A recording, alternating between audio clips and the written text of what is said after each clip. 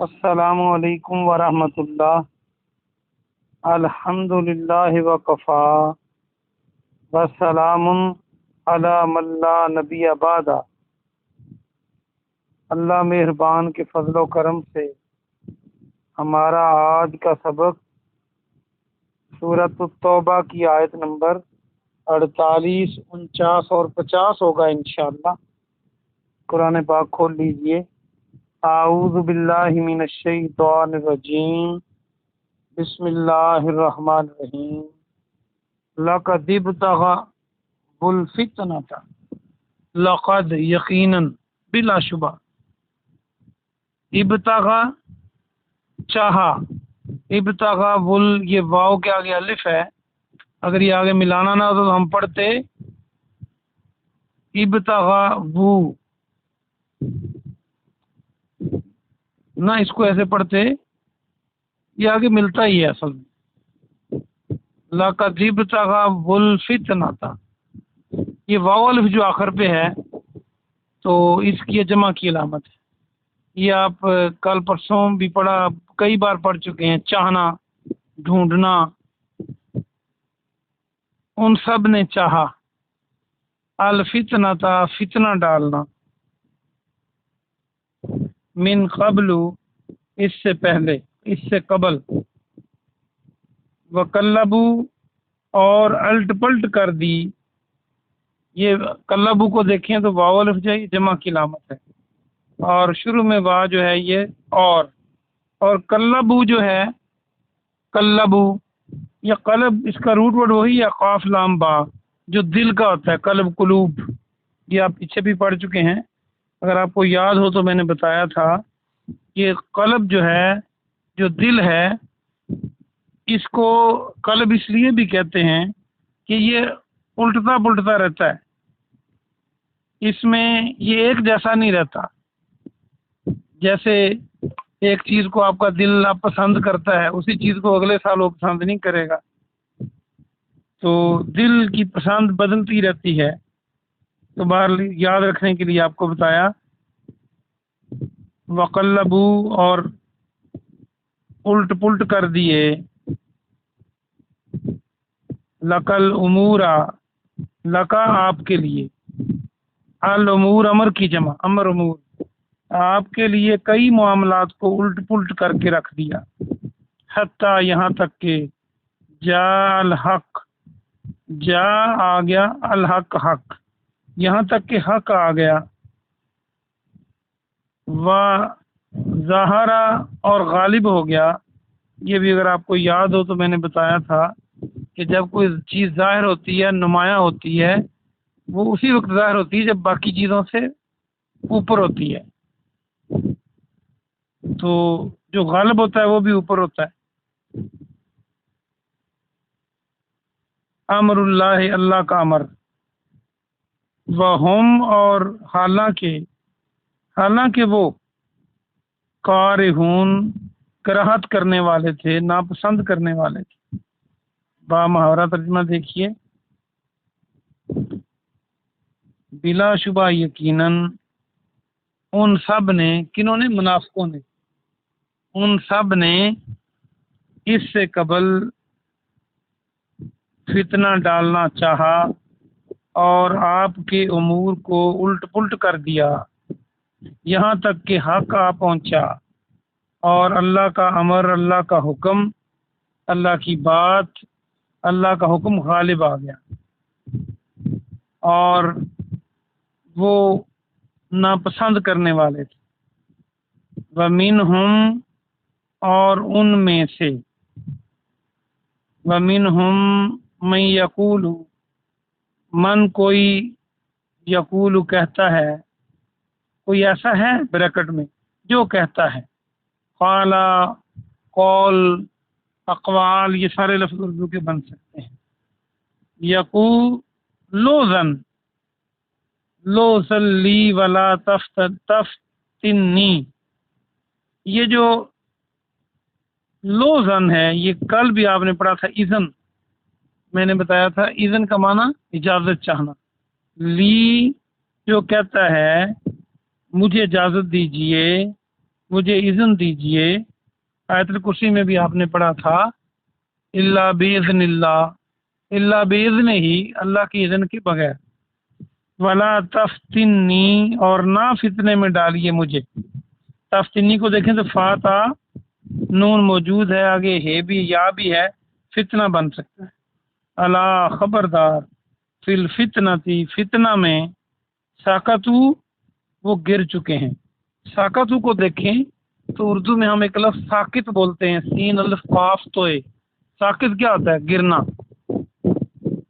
گرا دینا کسی چیز کو. جیسے سکوتے ڈھاکہ ہم بولتے ہیں کہ ڈھاکہ گر گیا، یا سکات حمل ہے، جب کسی خاتون کا حمل گر جائے تو کہتے ہیں سکات حمل ہو گیا ہے، تو گرنا. ریاضی کرتے ہوئے بھی اس کو استعمال کرتے ہیں کہ ایکس کو ساکت کریں، تجزی کرتے ہوئے.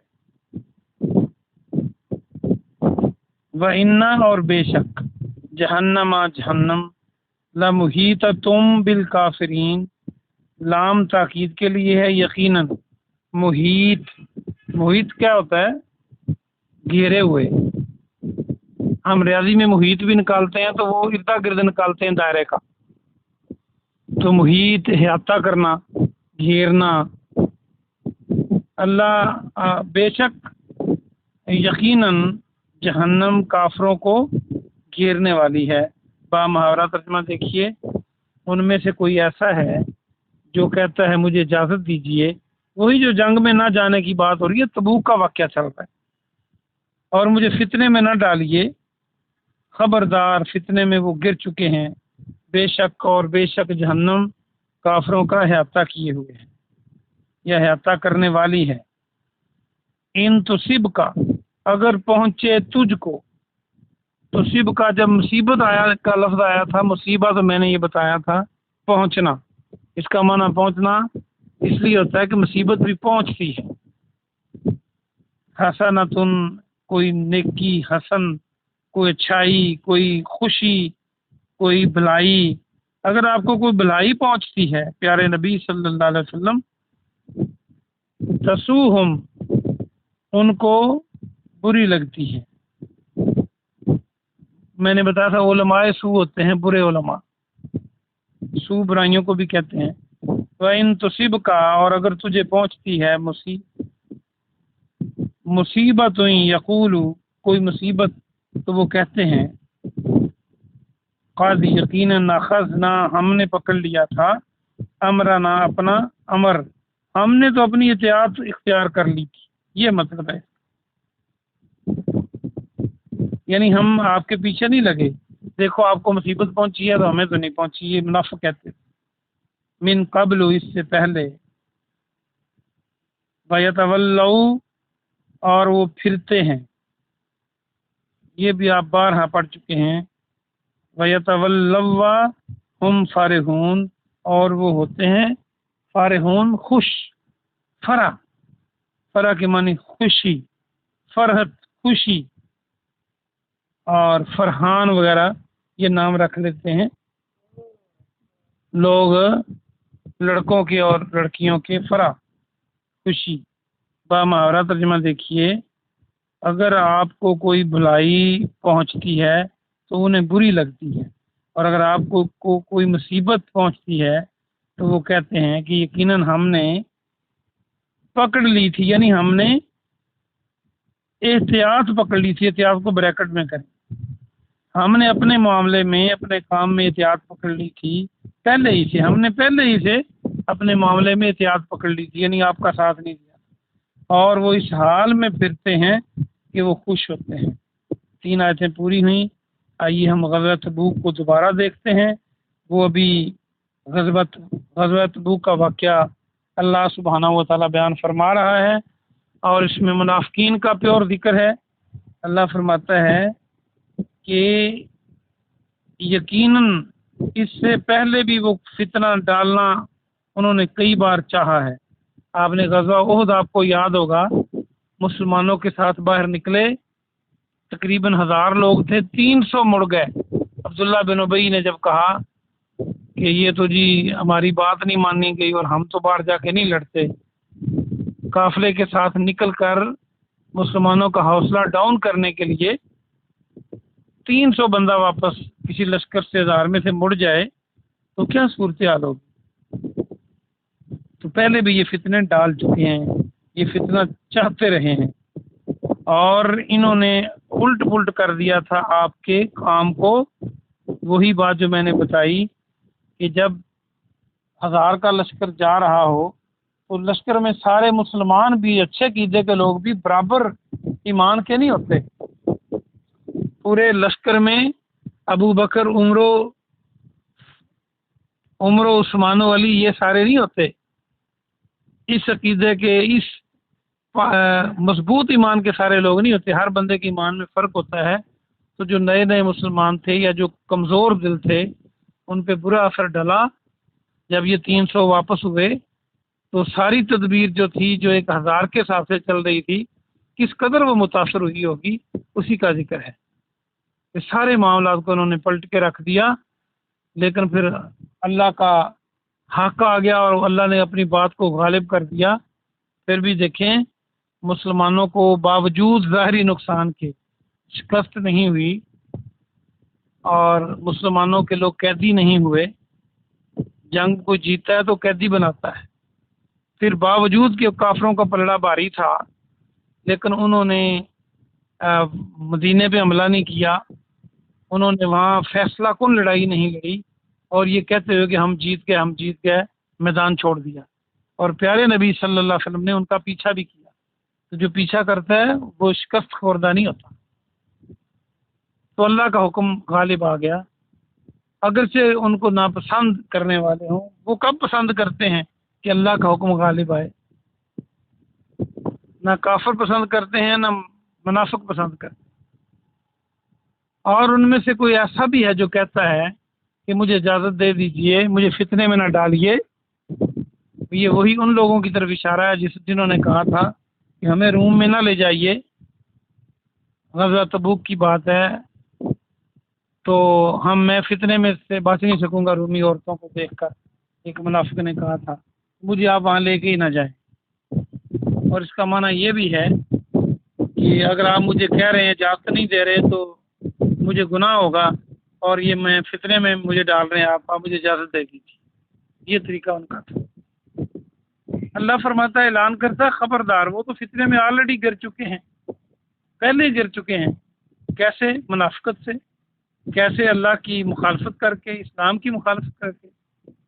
اور اللہ فرماتا ہے کہ اس میں کوئی شک نہیں کہ کافروں کو جہنم نے گھیر رکھا ہے، بچ نہیں پائیں گے یہ۔ آخری آیت میں فرمایا، اگر آپ کو پیارے نبی صلی اللہ علیہ وسلم، اگر آپ کو کوئی اچھی خبر پہنچتی ہے، کوئی بھلائی پہنچتی ہے، آپ جنگ جیتیں، آپ کا پلڑا بھاری ہو، آپ کو مال غنیمت ملے، یا کوئی بھی خوشی نصیب ہو، تو ان کو بری لگتی ہے۔ یہ تو دشمنی اور دوستی کا معیار ہے۔ اور جب آپ کو کوئی مصیبت آپ پہ آتی ہے تو یہ کہتے ہیں ہم نے تو پہلے ہی اپنا راستہ بدل لیا تھا، ہم نے تو احتیاط کر لی تھی، لہذا ہم بچ گئے ہیں، اور یہ بڑے خوش ہوتے ہیں۔ یہ سارے منافقانہ رویے ہیں۔ یہ کسی لیڈر کے ساتھ ہوں، کسی قوم کے ساتھ ہوں، یا اپنوں کے ساتھ ہوں، تو ہمیں منافقت سے بچنا ہے۔ آپ کو علم ہے کہ منافق جو ہیں وہ جہنم میں کافروں کے سے بھی نیچے درجے میں ہوں گے۔ اللہ پاک آپ کو اور مجھے عمل کی توفیق عطا فرمائے اور منافقت سے بچائے اور سچا مسلمان بنائے۔ آمین۔ سبحان ربک رب العزت عما یصفون وسلام علی المرسلین والحمد للہ رب العالمین۔